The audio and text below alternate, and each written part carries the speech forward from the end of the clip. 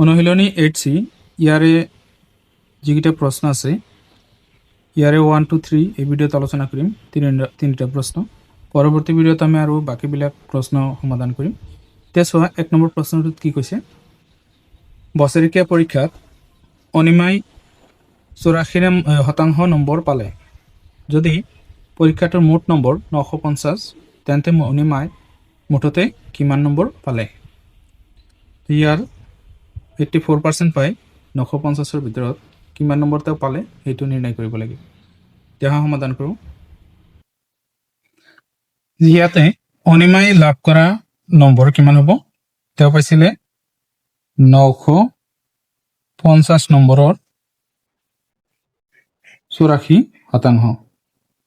এতিয়া এইখিনিৰ ভিতৰত এইখিনি পাৰ্চেণ্ট পাইছিলে। চোৱা 950 মানে পূৰণ দিব লাগিব, আৰু এইটো যদি আমি শতাংশ ভাঙিব যাওঁ তেতিয়া কি হ'ব? 84% কাৰণে 100 তলত যাব। এতিয়া চোৱা আমি কি কৰিব পাৰোঁ, এই শূন্যৰ লগত এইটো শূন্য কেঞ্চেল কৰি দিব পাৰি। এতিয়া ইয়াক আমি 5ৰে কাটিলে 9ৰ ভিতৰত এবাৰ, 45ৰ ভিতৰত 9 বাৰ, আৰু ইয়াত 2 বাৰ। আকৌ 2 আমি ইয়াতে হৰণ দিব পাৰি 4 বাৰ 2 বাৰ। এতিয়া ৰৈ গ'ল কিমান? 19 আৰু 42।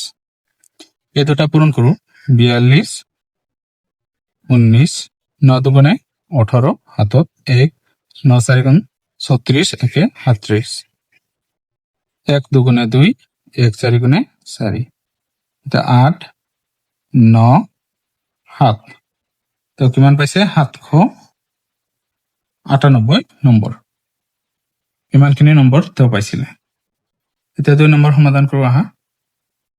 2 নম্বৰ প্ৰশ্নত কৈছে, গগনে এটা পৰীক্ষাত মুঠ 600 নম্বৰৰ ভিতৰত 510 নম্বৰ লাভ কৰিলে। তেওঁ শতকৰা কিমান নম্বৰ লাভ কৰিলে? তো এইটো সমাধান কৰোঁ আহা। চোৱা, গগনে 600 নম্বৰৰ ভিতৰত পোৱা নম্বৰ হ'ল 510। তেতিয়াহ'লে ইয়াত কি কৰিম আমি?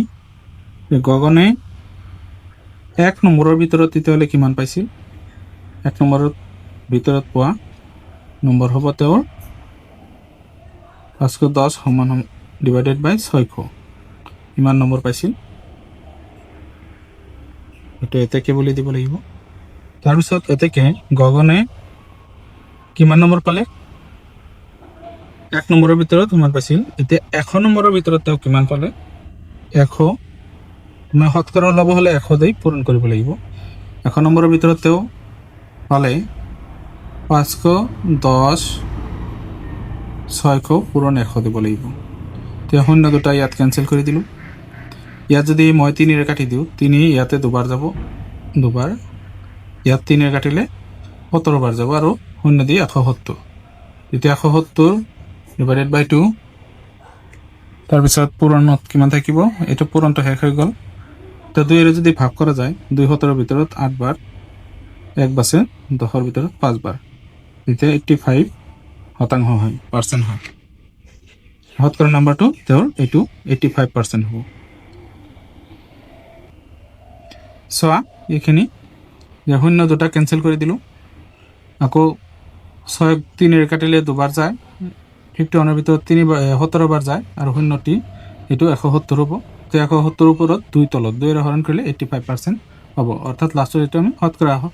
যেহেতু আমি 100 নম্বৰৰ ভিতৰত লৈছোঁ, তেতিয়াহ'লে শতাংশ এটা চিহ্ন ইয়াতে দিব লাগিব। তো ইমান নম্বৰ তেওঁ পাইছিলে। এইটো আমি অন্য ৰকমে কৰিব পাৰোঁ, আন এটা পদ্ধতি।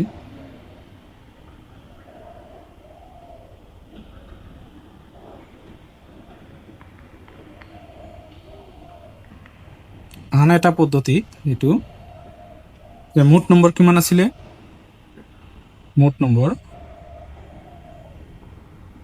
600। পোৱা নম্বৰটো আছিলে কিমান? পোৱা নম্বৰ 510। এতিয়া শতকৰা নম্বৰ হ'ব কিমান? শতকৰা নম্বৰটো চোৱা, শতকৰা নম্বৰ 510 ডিভাইডেড বাই 600 পূৰণ 100। ঠিক একেদৰে আমি শূন্য দুটা কেঞ্চেল কৰিলোঁ। এতিয়া 6 ইয়াতে হৰণ যাব 85 বাৰ। তেতিয়াহ'লে তেওঁ কিমান পালে? 85%। এইখিনি গগনে পাৰ্চেণ্ট পালে। এতিয়া আহা 3 নম্বৰ প্ৰশ্নটো সমাধান কৰোঁ। 3 নম্বৰ প্ৰশ্নটোত কৈছে এখন বিদ্যালয়ৰ 1175 গৰাকী ছাত্ৰ ছাত্ৰীৰ ভিতৰত 60% ছাত্ৰী, বিদ্যালয়খনৰ ছাত্ৰীৰ সংখ্যা আৰু ছাত্ৰৰ সংখ্যা উলিওৱা। তো এইখিনি হ'ল আমাৰ মুঠ ছাত্ৰ ছাত্ৰী, তাৰে ভিতৰত ছাত্ৰী ইমান শতাংশ আছে 60%, বাকী ছাত্ৰৰ সংখ্যা কিমান উলিয়াব লাগে। এতিয়া চোৱা 1175ৰ আমি যদি 60% ছাত্ৰীৰ সংখ্যা উলিয়াব পাৰোঁ, তেতিয়া মুঠ ছাত্ৰ ছাত্ৰীৰ পৰা আমি ছাত্ৰী বাদ দিলে আমি ছাত্ৰৰ সংখ্যা উলিয়াব পাৰিম। চোৱা কেনেকৈ কৰিব লাগে। ইয়াত চোৱা মুঠ ছাত্ৰ ছাত্ৰী হ'ল 1175 গৰাকী, তাৰে ভিতৰত ছাত্ৰী হ'ল 60%, অৰ্থাৎ 60%, ছাত্ৰী এইখিনি ছাত্ৰ কিমান উলিয়াব লাগে। এতিয়া আমি এইটো সহজভাৱেও কৰিব পাৰোঁ যে 60% ছাত্ৰী হ'লে আৰু 40% কি হ'ব? ছাত্ৰ হ'ব, অৰ্থাৎ ছাত্ৰ ছাত্ৰী 100% বুলি ধৰিলে ইয়াত 60% যিহেতু ছাত্ৰী আছে, বাকী 40% ছাত্ৰ হ'ব। আমি সহজভাৱে কৰোঁ এইটো যে তেতিয়াহ'লে ছাত্ৰীৰ সংখ্যা কিমান হ'ব? ইয়াতে ছাত্ৰীৰ সংখ্যা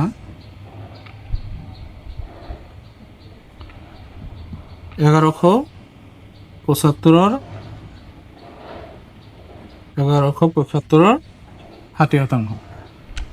ইয়াত চোৱা আমি যদি 1175 পূৰণ 60/100 লিখিব লাগিব। তাৰপিছত ইয়াতে আমাৰ এটা কাম কৰোঁ, এই শূন্য কেঞ্চেল কৰি দিলোঁ।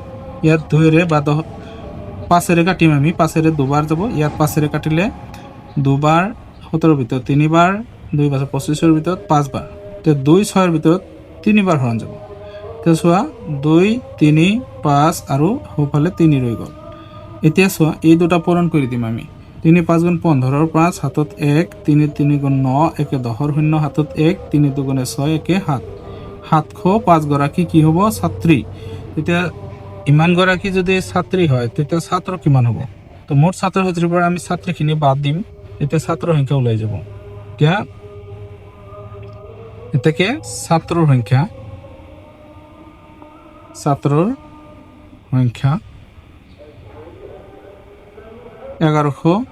1175 মাইনাছ 705। তেতিয়াহ'লে এইখিনি যদি আমি মাইনাছ কৰি দিওঁ, তেতিয়াহ'লে ইয়াতে আমাৰ ওলাই যাব কিমান হ'ব? চোৱা 1175ৰ পৰা 705 যদি আমি মাইনাছ কৰি দিওঁ, 0 ইয়াত 7, 11 পৰা 7 গ'লে 4, তেতিয়া 470 গৰাকী কি হ'ব? ছাত্ৰ হ'ব। ইমান গৰাকী ছাত্ৰ।